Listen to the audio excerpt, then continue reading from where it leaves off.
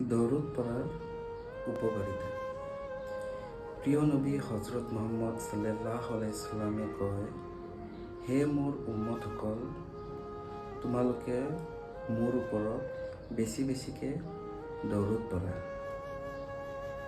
হযৰত পাক সাল্লাল্লাহু আলাইহি সাল্লামে কৈছে, তোমালোকে যেতিয়া মোৰ ওপৰত দৌৰত পড়া, তেতিয়া তোমালোকৰ নাম, তোমালোকৰ মা বাবাৰ নাম সৈতে দৌৰত মোৰ ওচৰত পਹੁঁচি যায় আৰু ফিৰিষ্টাসকলে তোমালোকৰ ওপৰত 10 বাৰকে দৌৰত পড়ে।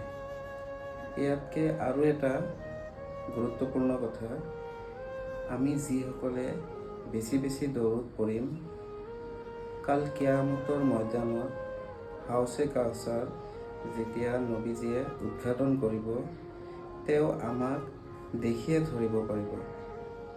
মোৰ মৰমৰ উম্মতসকল, তোমালোকক মই দেখিয়ে ধৰিব পাৰিছোঁ, তোমালোকে মোৰ ওপৰত বেছিকৈ দৌৰত পড়িছিলা।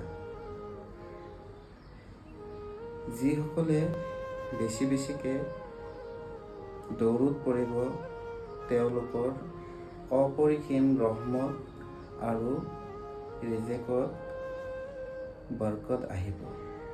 গতিকে ভাইসকল, বন্ধুসকল, আমি বেছিকৈ দৰুদ শৰীফ পঢ়িব লাগে।